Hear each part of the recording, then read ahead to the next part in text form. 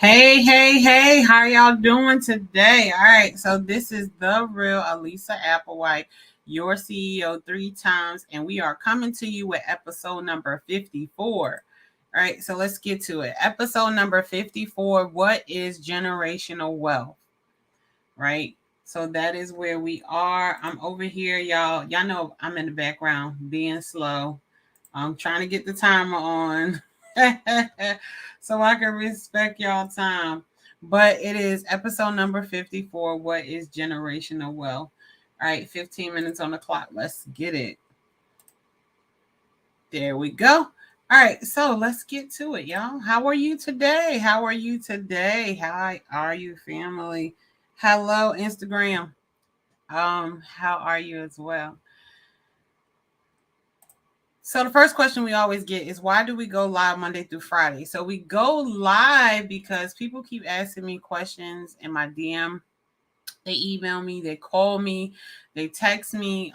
They just ask me questions about healthcare staffing, about being a mom, being a wife. Like, I just get questions, and I like to give people my undivided attention. And I can't give everybody the undivided attention that is called of me. So what I decided to do was to go live every day, Monday through Friday, to answer your questions.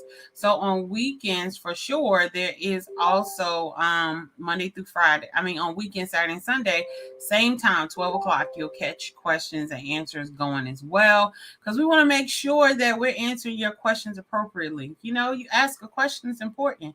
Even if it's a crazy question. We got some crazy questions coming up. I can't wait for those episodes. But yeah, definitely.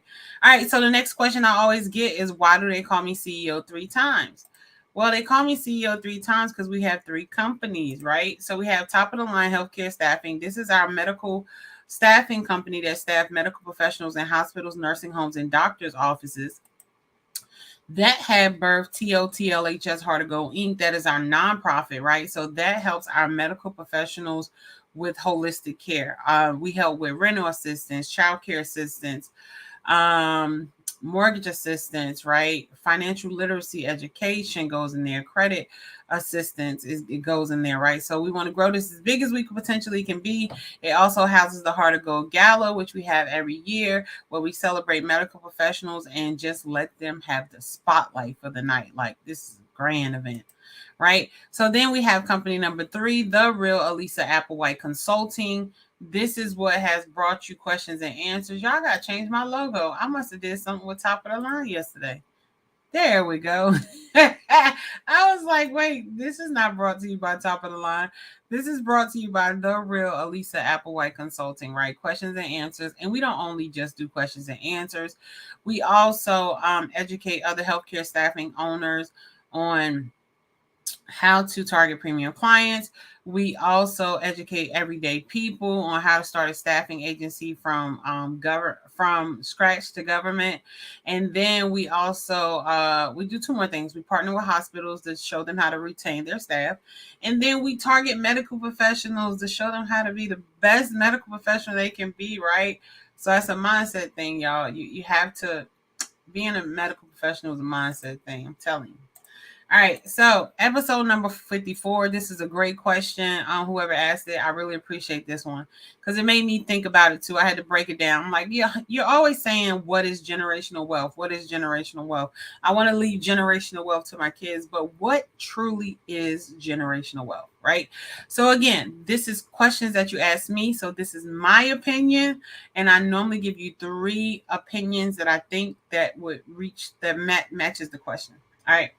All right, so the first one is building financial assets. So the first way to get to generational wealth is to build a financial asset, right? So that can be owning real estate, that can be owning a business, but you have to build something that is financially going to, an asset is just something that makes you money, right? So assets always make you money. Liabilities take away money. That's all it is, right?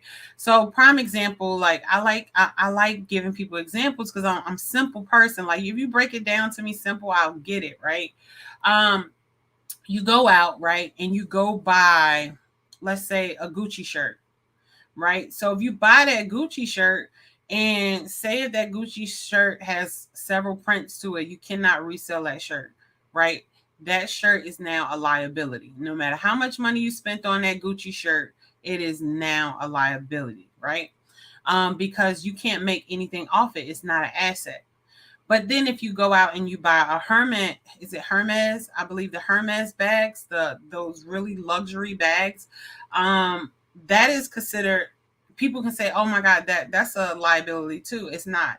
It's considered an asset, and the reason why it's considered an asset because they only make certain editions, and it's a limited number, and it's really expensive bags, so you can resell them.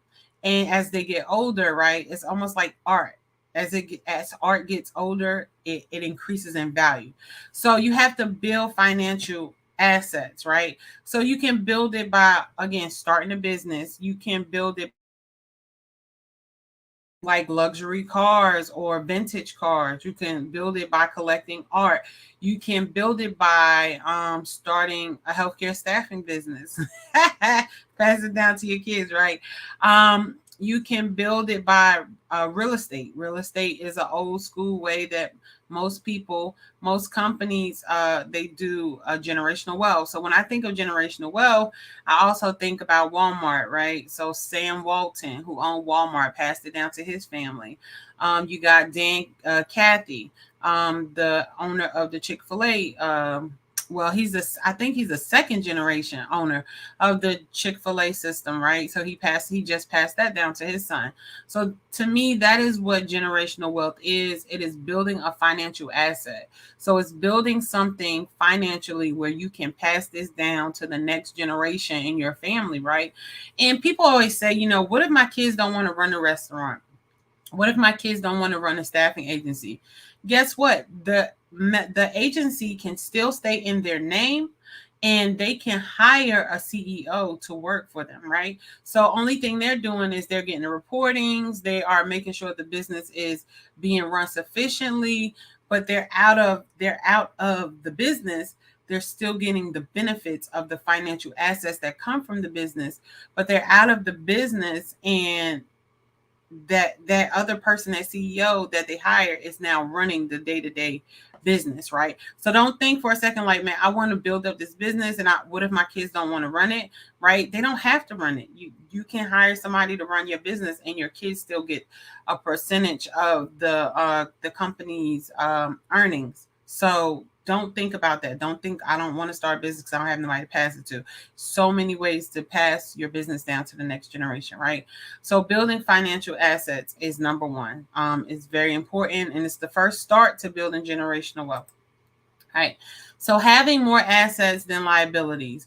This is one of the steps that will take you to generational wealth, right? So if you say, all right, Alisa, I don't want to run a business, that's perfectly fine. We just talked about stuff that you can do. You can take your job that you have now and you can collect art, you can collect vintage cars, right?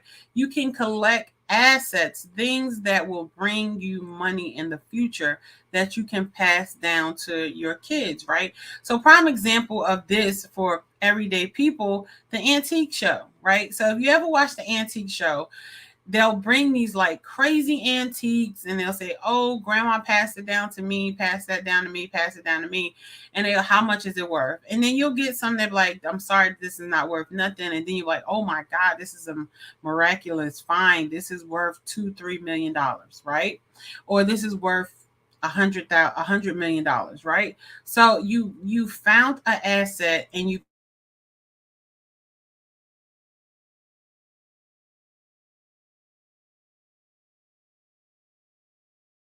have assets. You can't just have one.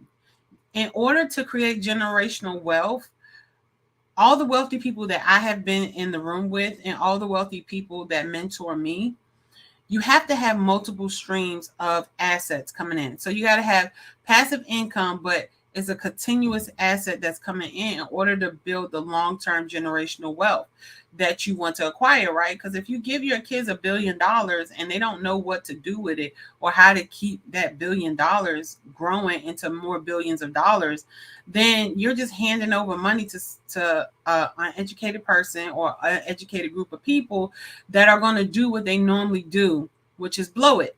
That's it. It's natural to just blow it because we're not taught how to manage it. We're not taught how to take money and flip it and turn it into assets, right? We're not taught that you need to own more assets than liabilities. And again, I gave you some descriptions of assets, but we got 5 minutes left. What is generational wealth to me is having more assets than liabilities, right? So one of the ways you can also look up a list of assets is go to Google and say, what are assets I can make money off today? What are assets? If you say what is assets, it's just gonna give you the definitions. What are assets that I can make money off today, right? You want to educate yourself on what is an asset, what is a liability. And again, an asset is something that's going to make you money, right? A liability is something that takes away your money, right? So if you buy a car, prime example, if you buy an everyday car and all you do is utilize that car for yourself, that is a liability. That car is not making you money. But if you go ahead and you take that car and you put it on a system like Turo and you follow Maddie J, CEO Maddie J, now that liability that once was something that was just you was paying into is now paying for yourself. And it now has become an asset because not only when you put it on Turo is you making enough money for yourself, but you're also making a profit. And that's the great thing about assets. They keep making you money, right? So you want to invest in assets that's going to keep making you money. All right. So number 3, establish a scalable business model, right? So these are for my business owners, right? What is generational wealth? If you are a business owner, whatever business you're in, it has to be a scalable business model, right? So again, we talked about this before. When they say, hey, I want to scale a business, it is a difference between scale and scaling, right? So if you want to scale a business, whoever is higher in that business at that present time, you're going to utilize that one person or those people to the max that you can utilize them to get the business done. When you are scaling a business, this is when you add additional people in to help the business flow where it can grow and sustain itself, right? So the purpose of scaling a business is to make sure that this business becomes sustainable, right? Because if you can have one person can come and start a business, was what I teach. I teach healthcare staffing owners on how to run their business themselves. So if I can teach you on how to run your business yourself, and I have scaled you, I am optimizing you, I'm using you to the max that you can go. You can now take that teaching and teach other people on parts of your business to now scale it up to the level that you want it to be, so it can now be an established business, right? So establish a scalable business model. And when it comes to business, y'all, we got 2 minutes left. You need to have a business model that is able for the kindergarten to understand. And one of the things that one of the tips, because I like giving y'all tips, if you have a business in your mind, right, I just want you to be very kindergarten on this, right? Like take it back to kindergarten, y'all. Take it back to preschool if you have to. Get a piece of paper out, put a circle on the paper, right? At the top of the paper, you can put business model. You're going to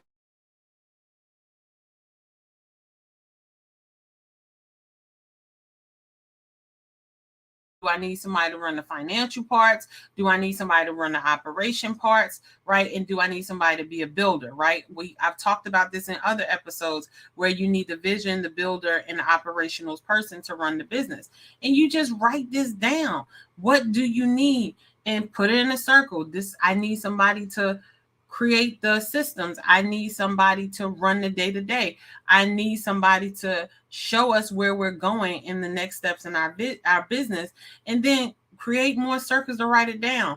This is a business model that you can start with so you can see, okay, this is where I want to go. This is potentially what's happening in my head. And now you could get the guidance and help that you need. If you need a mentor like me, you could definitely reach out and we can do mentoring. But I also give people free options.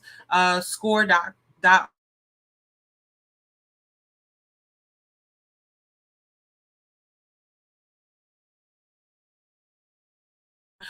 So definitely just get it out your head. So establish a scalable business model, and that will start the process. All right, y'all. So we got 38 seconds left. Y'all know I'll be talking. I'll be going. I just be going. I'll be forgetting because I want to answer your question. I really do. All right. So what is generational wealth? Building financial assets. Number 2, having more assets than liabilities. And number 3, establish a scalable business model. So you can definitely catch me here every day at 12 o'clock, Monday through Friday. We always go live. And you can catch me on Instagram. You can catch me on Twitter. We on YouTube. Make sure you subscribe to my YouTube channel. I am still in your inbox. All right. So make sure you are subscribed to the YouTube channel. All right. So that is down. Give me 2 seconds. Nah, give me about a minute because I got some comments over here. And I said I'm gonna do the comments at the end. All right. So let's go for it.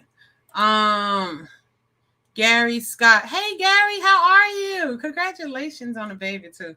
Gary is a cousin of mine from the woods.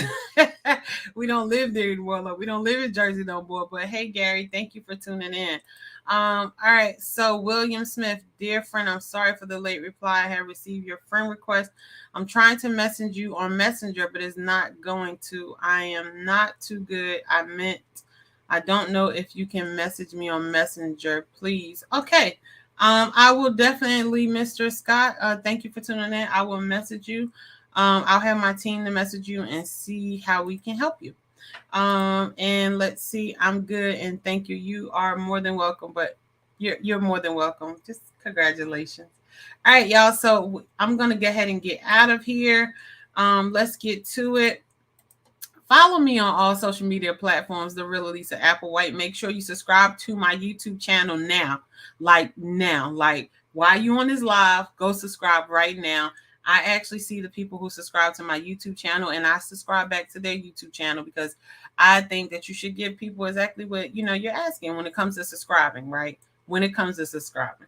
All right. So make sure you go ahead. You like my Facebook page, right? The Real Alisa Applewhite, because I want to make sure I'm giving you information that's going to take your business and your life to the next level. As always, I always end this saying, you know what, y'all? I absolutely love you. I'm telling you, I don't even know who half the people are that watch this, but I absolutely love you. And I'm so glad that you woke up today. And I'm so glad that you decided to spend 12 o'clock with me. Thank you so much. But I'm telling you, the way God loves you is so amazing. It's so indescribable, right? Nobody can understand. Like they can't even comprehend. They can't put it in words how much God loves you. And it just makes me so excited to know that I'm so deeply loved, more than anything that I can't even explain. But definitely take today and do what it is that you said you was going to do. If you said you was going to start a business, start the process now, right? Get it out. Said you was going to go walking. Like, do it now because you're not promised to be here at 1 o'clock or 2 o'clock or 3 o'clock, but you are promised right now. So take advantage of now and get it done. All right, family, until I see you again. See you tomorrow. Bye-bye. Healthcare is affected by everything, right? You could be walking and have a stroke, have a heart attack. Now you are in the healthcare system, right? You can just all of a sudden start having mental issues and now you're in the healthcare system, right? You could be minding your business and somebody can come in and shoot you or hit your car or something like that, and now you are in the healthcare arena. And this is why healthcare is so important to me, because to me it matters who's at the bedside, right? So I always say to people, it doesn't matter to me that I have a nurse that say, hey, I'm a nurse or I'm a CNA, and they show up at the building, right? That doesn't show me their integrity. Their integrity, their accountability, their professionalism, it shows when the door is closed. That is how you know how true a person is to their mission of being a healthcare professional, right? It's how they treat the patients with the doors closed. And my goal is to help to educate healthcare staffing owners and also medical professionals and again hospitals on how to help medical professionals get back to that mindset of how to treat people when the door is closed.